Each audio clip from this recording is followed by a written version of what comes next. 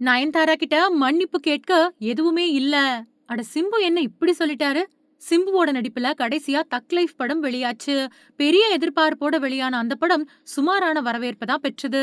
அடுத்ததா வெற்றிமாறன் இயக்கத்துல, அஸ்வத் மாரிமுத்து இயக்கத்துல, தேசிங்கு பெரியசாமி இயக்கத்துல நடிக்க கமிட் ஆயிருக்கிறாரு சிம்பு. இதுக்கிடையில ராம்குமார் பாலகிருஷ்ணன் இயக்கத்துல அவர் நடிக்க இருந்த படம் டிராப் ஆயிட்டதாவும் ஒரு தகவல் ஓடிக்கிட்டு இருக்கு. சிம்புவோட மாநாடு படத்தின் மூலமா தன்னோட 2வது இன்னிங்ஸ ஆரம்பிச்ச அவரு, அந்த படம் மெகா பிளாக் பஸ்டரா அமைஞ்சது. விமர்சன ரீதியா கொண்டாடப்பட்டு, வசூல்ல 100 கோடி ரூபாய் கிளப்ல சேர்ந்தது. அடுத்து அவர் நடிச்ச 10 தல, வெந்து தணிந்தது காடு மாதிரியான படங்களும் அவருக்கு நல்ல ரெஸ்பான்ஸ் தான் வாங்கி கொடுத்தது. இதன் காரணமா உச்சக்கட்ட உற்சாகத்துல இருந்தாரு அவரும் அவரோட ரசிகர்களும். இப்படிப்பட்ட நிலையில தான் மணிரத்னம் இயக்கத்துல கமல்ஹாசன் ஹீரோவா நடிச்ச தக் லைஃப் படத்துல நடிச்சாரு சிம்பு. ஃபர்ஸ்ட் டைம் கமல் கூட எஸ்டிஆர் இணைஞ்சதன் காரணமா படத்து மேல உச்சக்கட்ட எதிர்பார்ப்பு எழுந்தது. சமீபத்துல வெளியான அந்த படம் படு தோல்வியை தான் சந்திச்சது. அது மட்டும் இல்லாம சிம்பு இந்த படத்துல நடிச்சிருக்கவே கூடாது அப்படின்னு அவரோட ரசிகர்கள் ஓப்பனாவே சொன்னாங்க. சிம்பு அடுத்ததா அஸ்வத் மாரிமுத்து, தேசிங்கு பெரியசாமி மாதிரியானவங்களோட இயக்கத்துல நடிக்க கமிட் ஆயிருக்கிறாரு. உச்சக்கட்ட சர்ப்ரைஸா வெற்றிமாறன் இயக்கத்திலயும் நடிக்க போறாரு சிம்பு.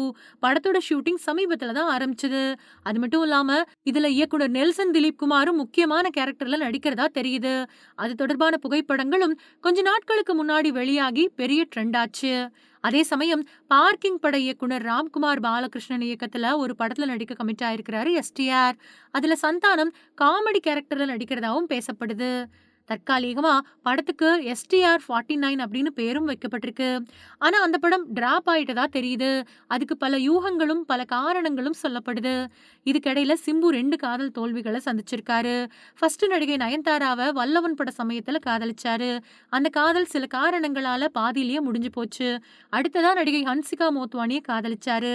அஜித் ஷாலினி மாதிரி இருப்போம் அப்படின்னு ஓப்பனாவே பேசியிருந்தாரு சிம்பு. ஆனா அந்த காதலும் பிரேக்கப்ல தான் முடிஞ்சது. இப்போ சிங்கிளா இருக்கக்கூடிய சிம்பு கொஞ்சம் வருஷங்களுக்கு முன்னாடி கொடுத்த பேட்டி ஒண்ணு இப்போ ட்ரெண்ட் ஆயிருக்கு. அதாவது தனியார் சேனல் ஒண்ணுல நிகழ்ச்சியில கலந்துகிட்ட சிம்பு கிட்ட நயன்தாரா இப்போ காதல சொன்னா ஏத்துக்குவீங்களா அப்படின்னும் அவர்கிட்ட மன்னிப்பு கேட்பீங்களா அப்படின்னும் கேள்வி முன்வைக்கப்பட்டுச்சு. அதுக்கு பதில் கொடுத்த அவரு, நாங்க இப்போ நல்ல நண்பர்களா இருக்கோம் அவ்வளவுதான். இப்ப பார்த்தாலும் நார்மலா தான் பேசிக்குவோம். நான் அவங்க கிட்ட மன்னிப்பு கேட்கறதுக்கும் அவங்க என்கிட்ட மன்னிப்பு கேட்கறதுக்கும் ஒண்ணுமே இல்ல. நாங்க அடிச்சுக்கிட்டு வெட்டிக்கிட்டோமா மன்னிப்பு கேட்கறதுக்கு, அதெல்லாம் ஒண்ணுமே இல்ல அப்படின்னு சொல்லியிருக்காரு.